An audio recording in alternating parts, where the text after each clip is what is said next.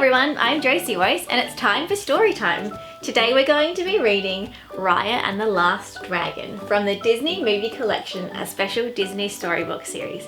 If you like this book, you can go and buy it so you can read along with me. And if you like this video, you can hit like and subscribe for more videos just like it. Let's get started.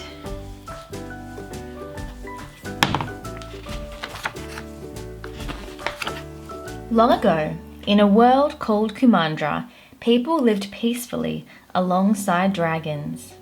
But everything changed when a dark plague called the Droon arrived. It turned people to stone, multiplying and destroying all in its path. The dragons fought valiantly, but soon only one remained. As legend told it, the last dragon poured magic into a gem and blasted the Droon away. Then, all the people came back to life. Without dragons, the world was no longer peaceful, and Kumandra divided into 5 separate lands: Tail, Talon, Spine, Heart, and Fang. The dragon gem remained in Heart, hidden inside a secret chamber, guarded by Chief Benja's family for centuries. One night, a young warrior named Raya crept into Heart's ancient temple, determined to get the dragon gem. With the help of her best friend Tuk Tuk, she made it past hidden traps and into a secret chamber. As she neared the gem, Chief Benja appeared. "You will not set foot on the dragon gem's inner circle, not even a toe." Raya sprang into action, trying her best to battle past him. But Chief Benja disarmed her with his sheathed sword. "Boop," he said, tapping her nose. "You lost, Raya." "Did I?" she asked. He was surprised to see Raya's toe on the gem's inner circle. "Don't beat yourself up too much, Chief Benja," said Raya. "You gave it your best." "I won't," he said. "And it's either father or bar to you," Benja responded. "You did good, Dewdrop. You passed the test." Raya took a deep breath and joined her father in the inner circle. The gem was dazzling. "Wow," she said, "the spirit of Sisu." Benja knelt and Raya followed. "For generations, our family has sworn to protect the gem," he said. "Today, you will join that legacy." He dipped his hands into the glittering pool and gently poured water over Raya's head. The glowing drops floated and surrounded her as he completed the ceremony.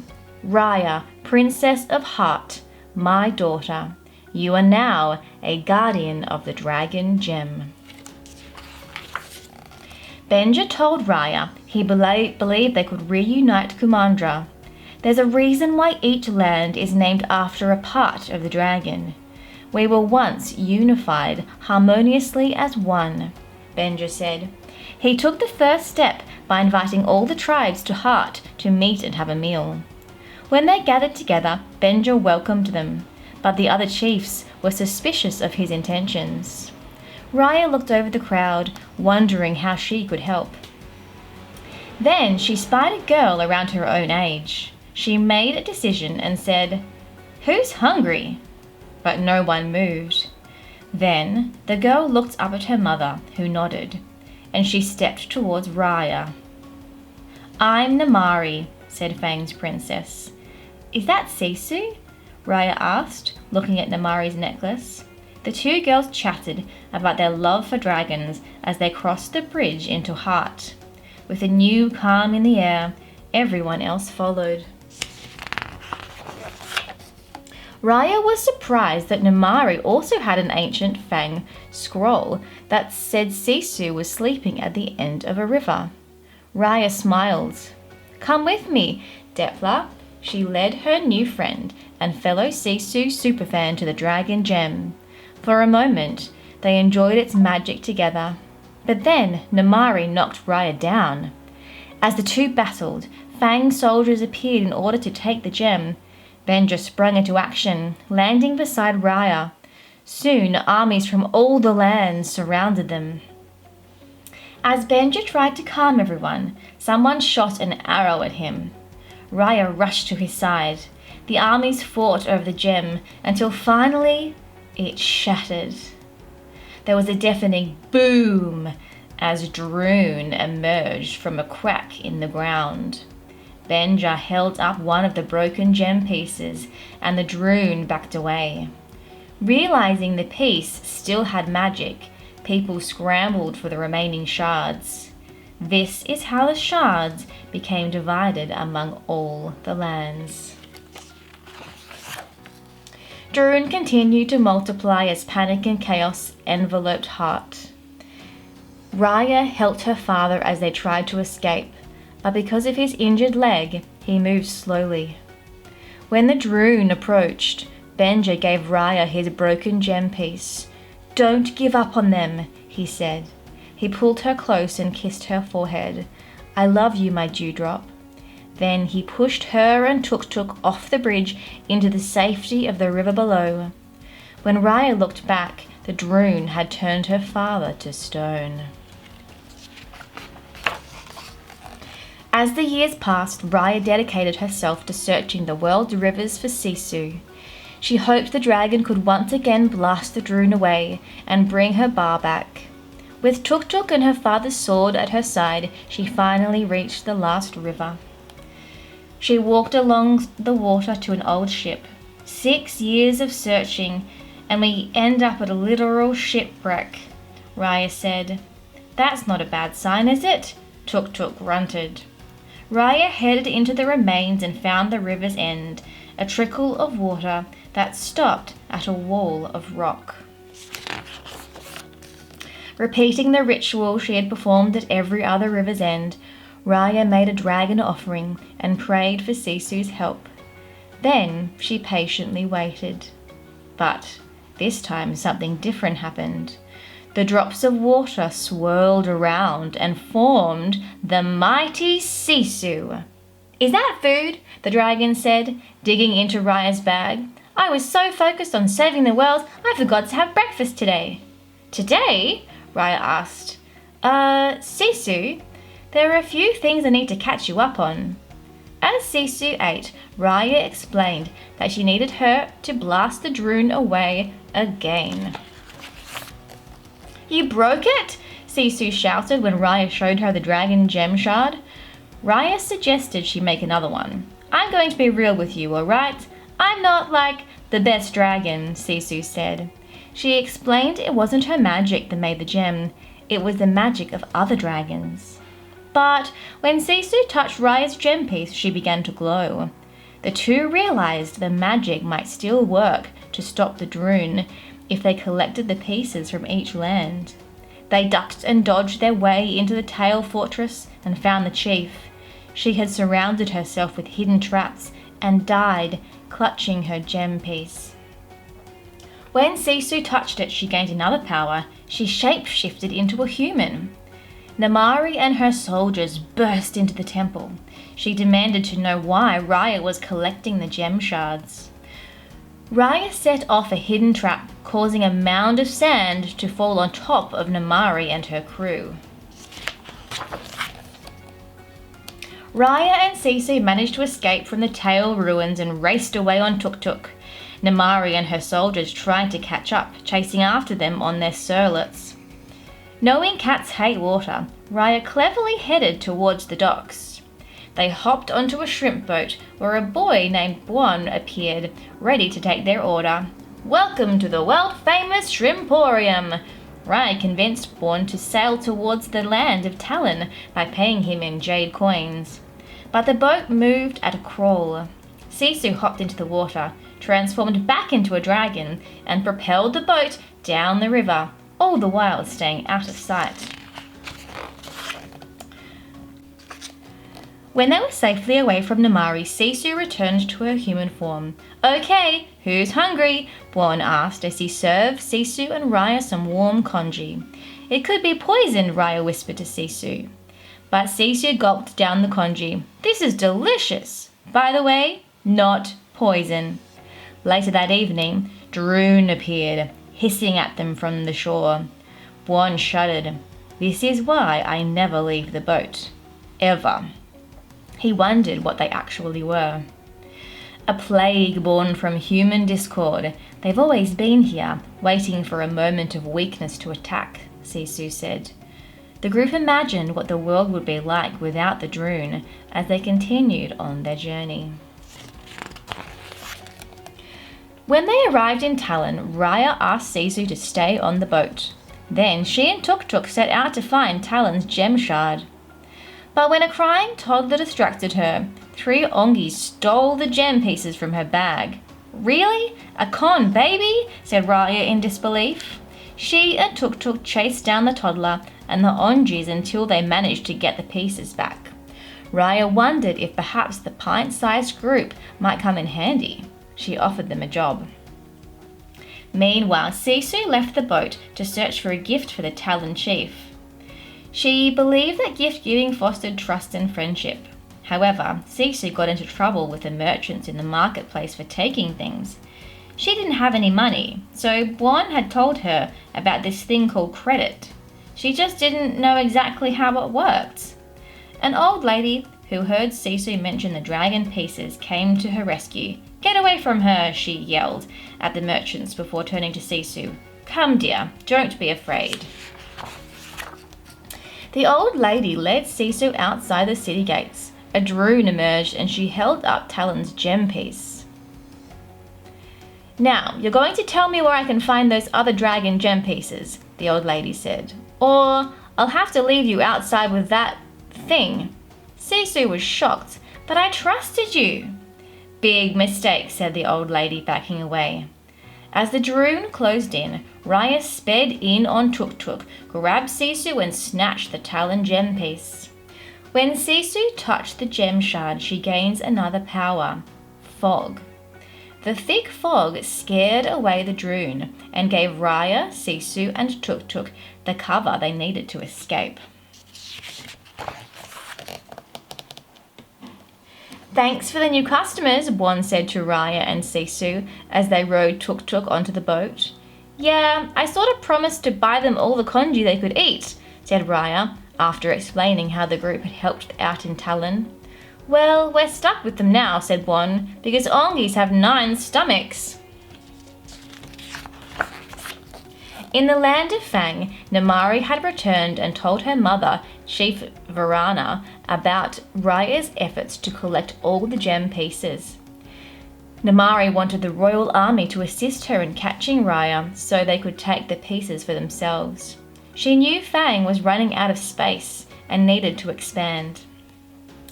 "If we had all the gems, we could do that safely," she explained. "It's the only decision we can make to secure Fang's future." Varana smiled proudly at her daughter. "Namari, you've truly grown into the leader I raised you to be." When they sailed away from Talon, Raya talked to Szesztay about strangers. "The world's broken. You can't trust anyone.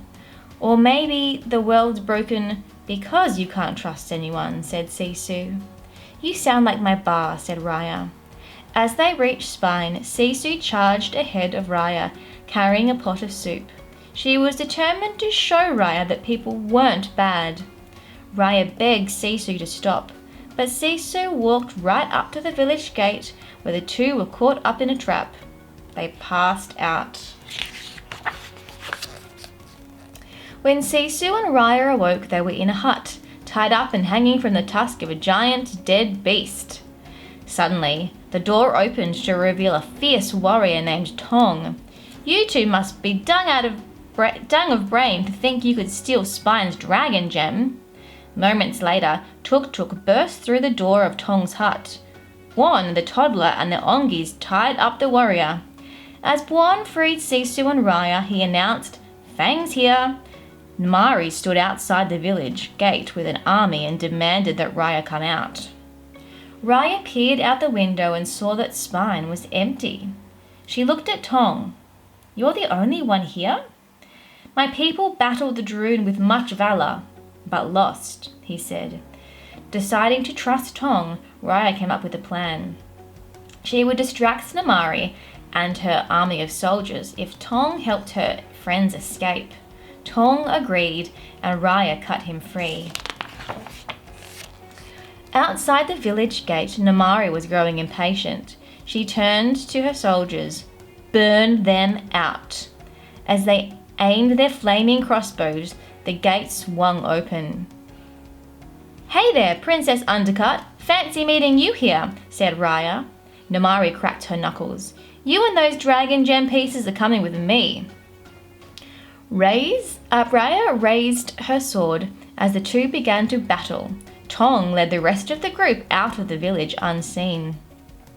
But when Szesztay caught a glimpse of Raya doubled over, she couldn't walk away. As Namari prepared to strike a final blow, a blast of fog stopped her. Szesztay emerged in her dragon form, stepping between Namari and Raya. All went still as everyone stood speechless, staring in awe at Szesztay. "Yep, she's a dragon.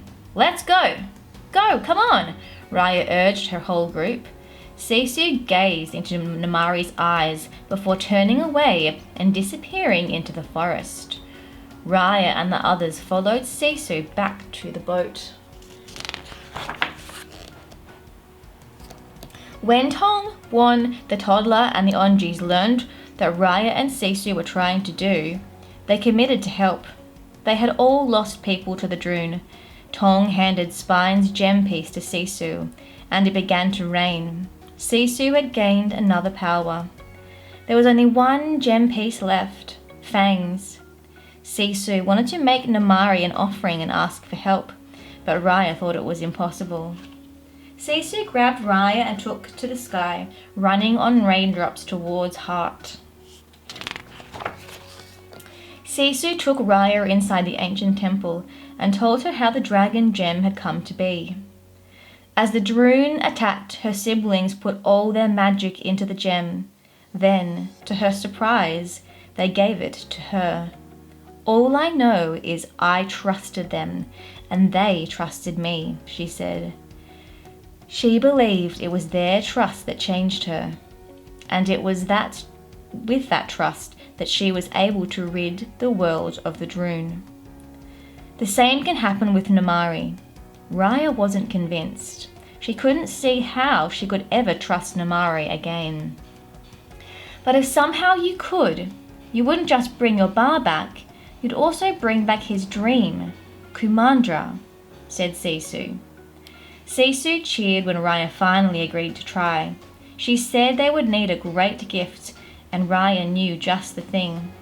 The dragon pendant that Namari had given her as a child. Upon her return to Fang, Namari told Varana about Szesztay. "She can fix what we broke," she said, feeling hopeful. "She can bring everyone back." But Varana didn't share in Namari's excitement. She believed once people came back to life, they would seek revenge on Fang, unless Fang had the dragon and the gem shards. But Namari knew that Raya would not give up Szesztay. So Varana vowed not to give Raya a choice. "You've done enough," Varana told her daughter, dismissing her and leaving her out of the plan. Just outside of Fang, Raya, Szesztay and the others waited while the toddler and the Onjis snuck into the island unnoticed. The unlikely group crept through the palace on an important mission. After a quick stop in the kitchen to refuel, they found the window they were searching for. The Onjis delivered the gift to Namari. When the toddler and the Onjis rejoined the group, everyone gathered around a campfire. Tong and Won argued over a simmering pot. "There's too much spice," Tong said. No, there's too much bamboo," said Won. Raya pulled out palm sugar from her pouch and moved between them. "May I?" she asked. She carefully sprinkled it into the broth, just as her bar had taught her. The soup was delicious. "Careful, Noi," said Tong, grabbing the toddler who was trying to fill her bowl with more soup. "It's her name," he said as everyone stared at him. "It's written on her collar." When fireworks lit up the night sky, Szesztay asked, What's that mean? We're on, said Raya. She turned to Szesztay. Until we get that gem and confirm Namari's actually on our side, promise me you'll stay hidden. Szesztay nodded. A short time after, Raya stepped out to meet Namari by the shore. I see you got my gift, said Raya, looking at the pendant. I never thought I'd see it again, said Namari, and the two of them shared a smile. Raya watched as Namari set the gem piece on the ground. She stared at it for a moment in disbelief as Szesztay stepped forwards. The final piece, Szesztay said. They heard a click. Namari had lifted her crossbow. Szesztay and the gem pieces are coming with me, Namari said. The rest of the group emerged from the woods as Raya told Szesztay to get back. You just want a better world like we do. We all do, Szesztay said. I trust you, Namari. When Raya saw Namari hesitate, she made her move. Raya threw her sword to defend Szesztay. Suddenly, the crossbow fired. An arrow cut through the air, striking Szesztay. The dragon fell into the canal and disappeared into the water. Shocked, Namari dropped her crossbow, grabbed her dragon gem piece, and ran. Szesztay! Raya screamed, running towards the fallen dragon. Suddenly, the river magically dried up. It appears that with the last dragon gone, so too goes the water, said Tong. Now there is nothing to stop the Droon. Across the empty riverbed, crowds of Droon emerged. When the group looked for Raya, all they saw was her empty sword sheath and 3 gem pieces. Clutching her sword and a gem piece, Raya marched into Fang. Chaos was all around as Droon attacked, but Raya saw nothing but a blur. Fury pulsed through her veins as she searched for Namari. When Raya entered the throne room, she saw Namari staring at her mother, who had been turned to stone. Namari, shouted Raya, let's finish this, Binturi, said Namari, raising her weapon. The sharp sound of clashing blades filled the room as the two began to duel. I never meant for any of this to happen, Namari said as Raya kicked her to the ground. I don't care if you believe me. Szesztay did, but you didn't trust her. That's why we're here. Raya hesitated. Do whatever you want, Namari said, but you're as much to blame for this as I am. In that moment, Raya realized her rage had blinded her to what was going on around her. She saw in the distance her friends helping to save the people of Fang. With her mind set, she raced off to assist them. Tong, Buon and the others entered Fang and split up, each using a gem shard to repel the Droon as they aided people to escape. Namari leapt in to guide them away from danger too. She even cleared a way for Tuk Tuk and Buon.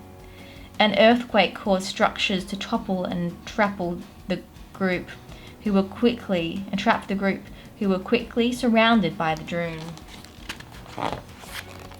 When Tong saw Namari, he wanted revenge for what she had done to Szesztay. Then something dawned on Raya. It's about trust, she said to her friends, remembering Szesztay's words. But we have to come together, please.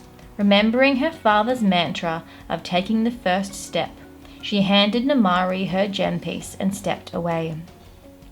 A Droon passed through Raya, turning her to stone. Following Raya's lead, Buon, Tong and the others each handed Namari their gem piece. One by one, the Droon turned them to stone. Namari stood, shocked, holding the pieces.